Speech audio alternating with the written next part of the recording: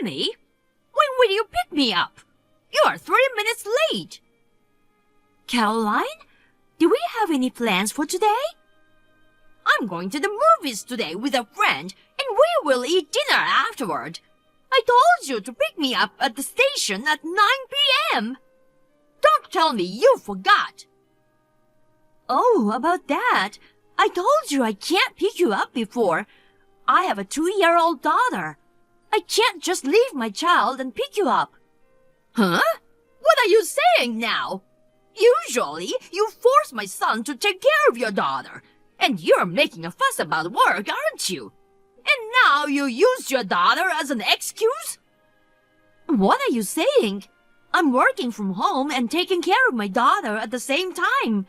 I don't force my husband to take care of her. That's a lie. If you want to raise your daughter properly, you should be a full-time housewife. You're insane if you're still working after becoming a mother. A woman is supposed to stay at home, give birth, and raise the children. I know that you hold traditional views, but in today's world, it's common for both parents to work. Women have other roles too, besides raising children. We'll take care of our daughter and work together. So please don't meddle in our family matters. Oh my God! What did you say? You make him do the child care too? Yes, we take care of our daughter together. Don't tell me you make him do the cleaning and laundry too. We share the household chores too. Stephen used to work in a restaurant and he's a good cook. He cooks dinner for me when he doesn't have to work late. I have a very helpful husband and I'm so thankful for it. Jesus Christ! I'm sure he regrets having a useless wife like you from the bottom of his heart.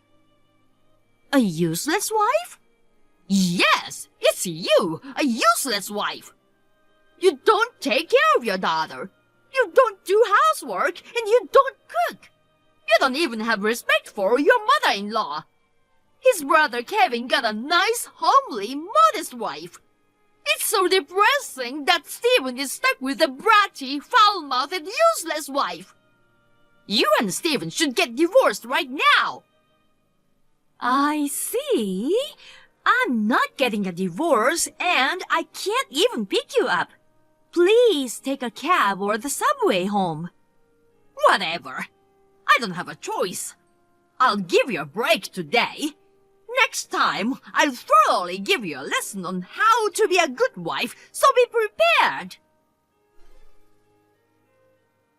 Hey, Caroline. This morning you suddenly showed up at our house and started going through things, right? The babysitter told me about it. What's the deal with that? I hadn't gotten the money from the last time yet, so I went to get it. But I couldn't find the cash or the wallet, so I ended up taking that designer bag from the closet. Can you please give it back? Even though you are a mother-in-law, going in without asking and taking stuff? Do you really think that's okay?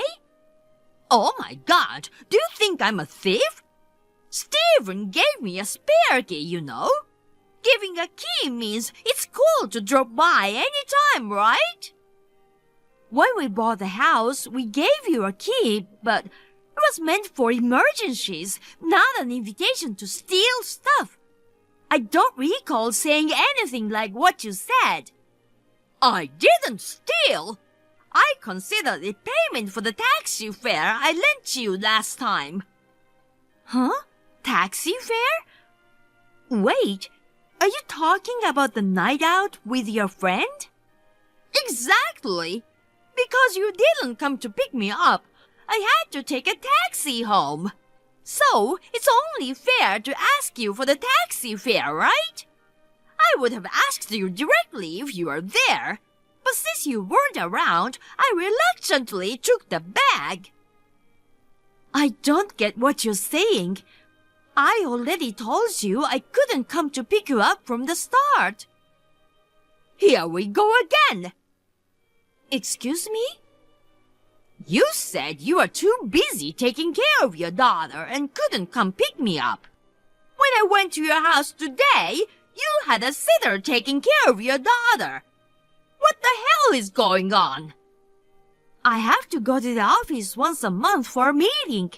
That's the only day I ask the sitter to take care of my daughter. Then, why didn't you call your sitter last time? There's no reason for that. I'm your mother-in-law. You should respect me. If you get a sitter for a work meeting, you should get a sitter when I ask you to pick me up too. I don't understand your logic. Also, I heard that you said some weird things to my daughter and made her cry. What were you thinking? Oh, that. It wasn't anything weird, okay? I told her that her mom doesn't want to raise her and that she's an irresponsible mom. Why are you saying that? She's only 2 years old. I don't want to hear it from you, who leaves a 2-year-old child behind and goes to work. If you don't want to raise her, you should put her in an orphanage. How dare you?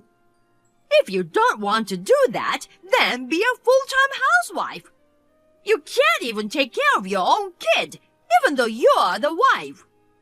I really can't stand that a woman like that is Steven's wife. I don't care if you can't stand it. This is between our family. Important things will be decided within our family. Also, I'll talk to Steven and change the locks on the house. I've had enough of you. Well, why don't you do as you please? Then I'll do as I please. I don't care about the bag that you took anymore. In return, please stay out of our lives. I'm sorry.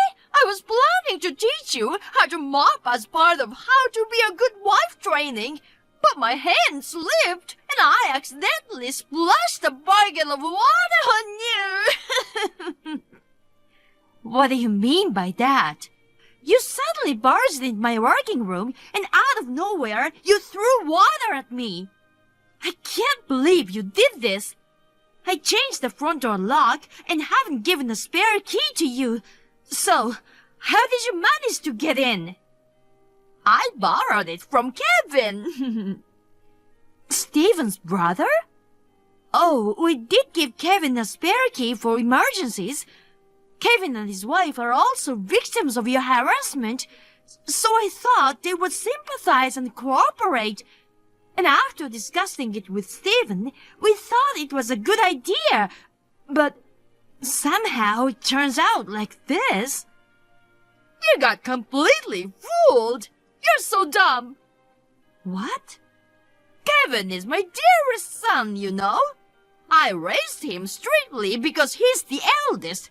He's nothing like Steven, who disrespects his parents. Even in choosing a wife, he listened to me. Finding a meek and obedient wife. Kevin and his wife would do anything for my sake.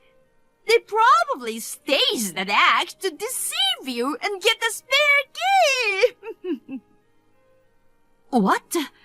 So, Kevin was on your side from the beginning? I've been fooled. Well, having such a clever eldest son is a relief. You and Steven should learn from them. I'll educate you until you become obedient to me. I can be very strict, you know. If you're whining over a little water, you won't be able to handle what's coming next. A wife who can't do anything isn't worth living. So, I'll drill into you the essence of being a full-time housewife. First, quit your job. With your level of intelligence, there's no job you can do at home, right? So, just quit that pointless job. I see. Okay, then. I'll fire the person who is doing that pointless job. What do you mean? Are you firing yourself? No, it's Kevin who will be fired. What? What are you talking about? Why is Kevin being fired? You don't have that kind of authority. Then who has the authority? I'm the president of Kevin's workplace. What? Kevin got scolded for being informal with clients, and there are numerous complaints about his conflicts with superiors and colleagues. But he apparently just switched from a toxic company. When I met him off work, he seemed very kind, so I wanted to observe a bit longer, but it turns out his kindness was an act, and he didn't even know who the president of his own company was. You're Kevin's company president? That can't be true. Being a woman with a child, you shouldn't be a president. It's common sense for women to protect the home while men work outside. A company led by a woman won't succeed. We aim to eliminate such biases and discrimination, and strive for gender equality, allowing people to work in a style that suits them. That's our company's stance. Personally, I have a 2-year-old daughter, so prioritizing childcare, caregiving, and other personal matters. We need highly skilled individuals who can still deliver results at work. Kevin never mentioned you are the president. My exceptionally talented son works in a company led by a woman? I can't believe it. I'm surprised that he didn't know about it either. When we spoke last time, he seemed very polite. And since I mostly work remotely, we didn't have many chances to meet at the office. But knowing the president's name is common sense, isn't it? Oh, sorry, is this another prejudice? Employees should naturally know their president's face and name. It's rude for someone at such a low level not to know, right? Sorry, I'll correct myself. Are you making fun of my son? Yes. Oh my God, stop it! I won't tolerate my son being fired. He can't be fired for such a stupid reason. What reason are you talking about? Just because I threw water at my daughter-in-law. It's stupid that my son gets fired because of that. Well, that did annoy me, but that's not the direct reason for his termination. What?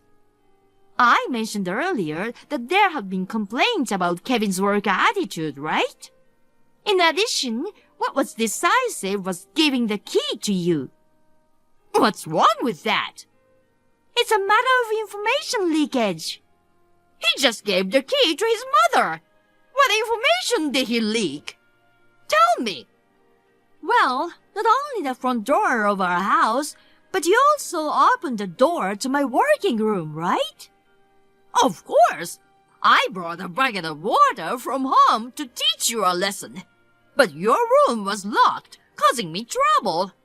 And I remember he gave me 2 keys, and luckily one of them was the key to your room. When I gave the key to him, I told him not to lend or give it to anyone due to confidential work information. Even though I work from home, my office is like the president's office, so there's confidential information that shouldn't leak, so I usually lock the door. Except for my 2-year-old daughter, I don't allow my family to enter my room. However, he gave the key to you, seemingly attempting to deliberately leak information. Well, he didn't know you were the president. It can't be helped, right? Do you think such an excuse is acceptable? Of course. My son did nothing wrong. That's what you think. I just called the HR department and they've sorted the things out. Unfortunately, your son has lost his job. What? He's fired just like that? The official notice will come later, but he doesn't have to work starting tomorrow, so please inform him. Your strict discipline is the reason why he ended up like this. Hold on, I can't tell him that. What will Kevin think if he finds out? If you can't say, that's fine too. The termination is confirmed, and whatever you did, it won't change anything now. It's not officially decided yet, right? I apologize for throwing water. Can you forgive me? Oh, speaking of water, thanks to you who poured a bucket of water into my office, my work PC and equipment got damaged. So, we'll be making a compensation claim on behalf of the company. What do you mean? You're demanding money? Of course. You can replace the equipment with new ones if you'd like, but some are purchased from specialized vendors, so I don't think an amateur like you can replace all of them. So, yeah, I think it'll easily exceed $10,000, but we'll calculate it officially later and send you the bill. $10,000? Oh, and please pay it all at once. There's no way I can pay for that. Then borrow money or whatever it takes to pay. Well, I'll start calculating the damages now, so... Wait a moment, please. Okay, I understand. It's about the designer bag from the other day, and you're upset, right? What? I admit it was expensive compared to the taxi fare. I got a bit greedy. I'm sorry. I'll return it, so please don't fire my son. I don't need that kind of bag anymore. I'll give it to you now, but in return, please pay the compensation properly. I'll pay. It can't be helped. But please go a bit easier on me. I can't afford to pay $10,000. Oh, and please return the spare key. And please never involve with our family ever again. Don't say such things. I'll go to your house now and apologize, so please don't fire my son. After that conversation, Caroline came to my house and apologized. However, at that moment, Stephen, who heard the incident, left work early and came home. Stephen got furious with her, and he decided to cut ties with her and told her to never get involved with us again. He also ensured that she promised to pay the full compensation for my company's equipment all at once. Since she insisted on returning the bag, I told her to sell it and use the money towards the compensation. Kevin, who got fired as expected, erupted in anger at his mother and went rampage. Caught up in the commotion, Kevin's father and wife exploded from years of stress, angrily confronted their spouses with a divorce, succeeded in kicking them out of the house. Caroline took out a loan and paid the compensation all at once. Later, when she hit a rough patch financially and tried reaching out to friends, it turned out all of them somehow sensed the trouble, yet not a single one offered any help. Now, Kevin is back in a toxic company where he used to work. Caroline is working part-time, living in an incredibly frugal life to pay off debt.